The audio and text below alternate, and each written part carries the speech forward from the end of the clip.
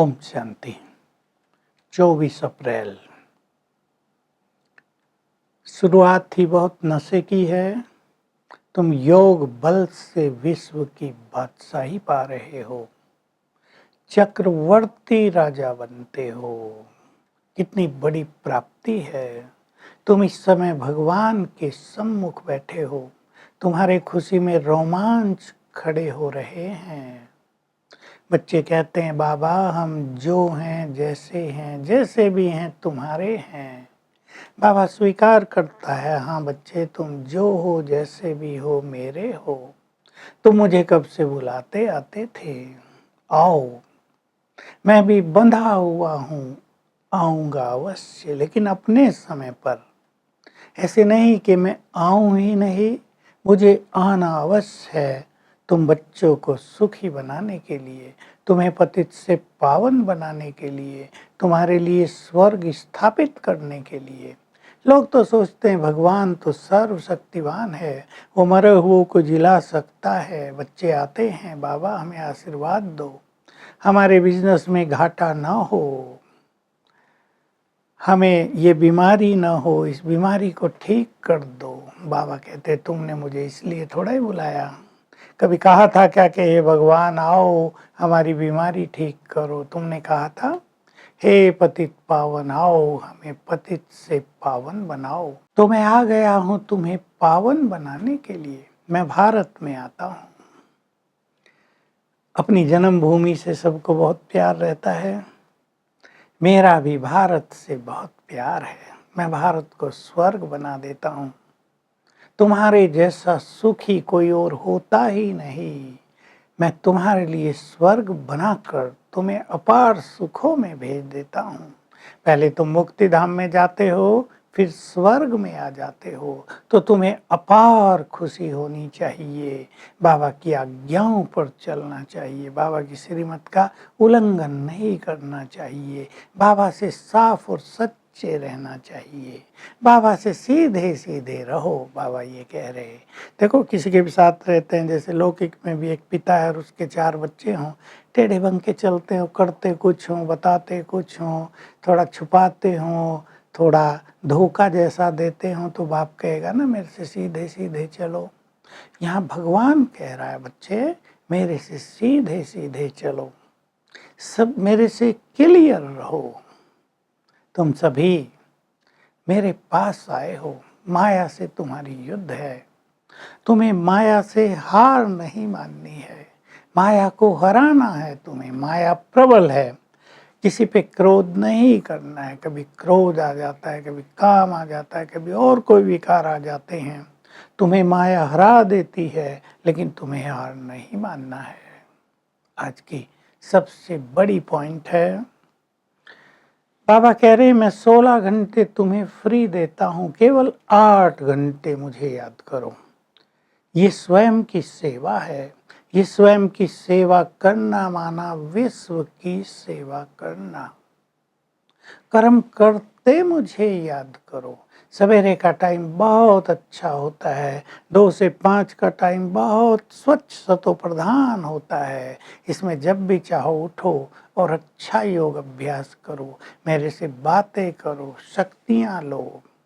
अब हमें विचार करना है, क्या हम सचमुच 8 घंटा योग कर सकते हैं? बाबा भी कह रहे हैं बहुत बच्चे नहीं कर पाते, बहुतों की मन बुद्धि बहुत भटकता है, उदास निराश रहते हैं, खुशी नहीं रहती है, संसार की समस्याओं में बहुत उलझे रहते हैं, तो योग लगता नहीं। और जब योग नहीं लगता तो समस्याएं और बढ़ जाती हैं। बहुत लोगों का ऐसा ही हाल है, समस्याओं में घिर गए हैं, जैसे चक्रव्यूह में अभिमन्यु घिर गया था, निकल नहीं सकते, थक गए हैं युद्ध करते करते, हथियार भी नष्ट हो गए हैं। वो स्थिति बहुतों की हो गई है। हम अपने से पूछें, जब बाबा कहता 8 घंटे मुझे याद करो, तो क्या हम स्वीकार करते हैं कि भगवान जो कुछ कह रहा है वो मुझे करना है, या हम पहले ही मन बना चुके हैं कि ये नहीं होगा काम?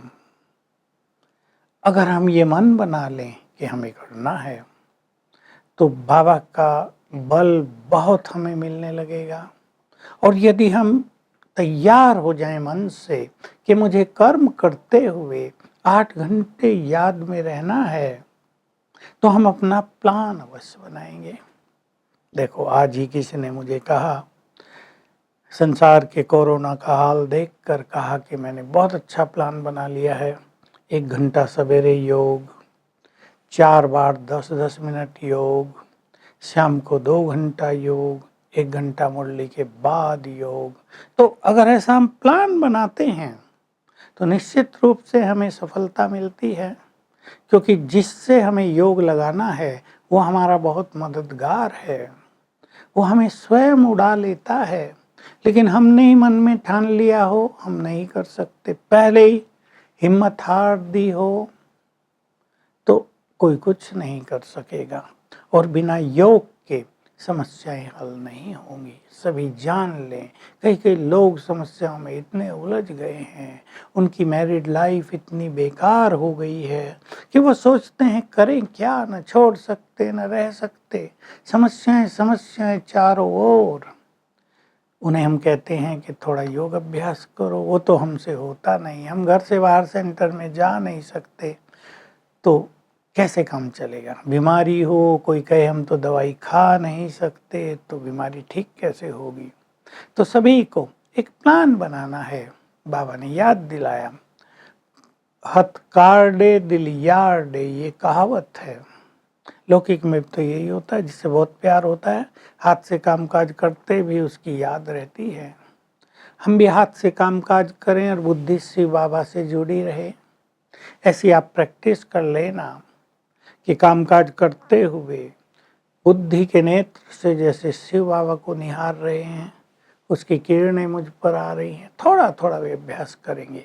भोजन बनाते योग का अभ्यास करना, नहाते धोते घर के काम करते, केवल थोड़ी मेहनत करने की और प्लानिंग बनाने की जरूरत है। वरदान है, पुरुषार्थ शब्द को यथार्थ रूप में यूज करके आगे बढ़ने वाले तीव्र पुरुषार्थी बनो। तो कई लोग जब गलती कर देते हैं, सवेरे नहीं उठते या बुरे बोल बोल देते हैं, तो कहते हैं हम तो पुरुषार्थी हैं, क्या करें, धीरे धीरे ठीक हो जाएगा।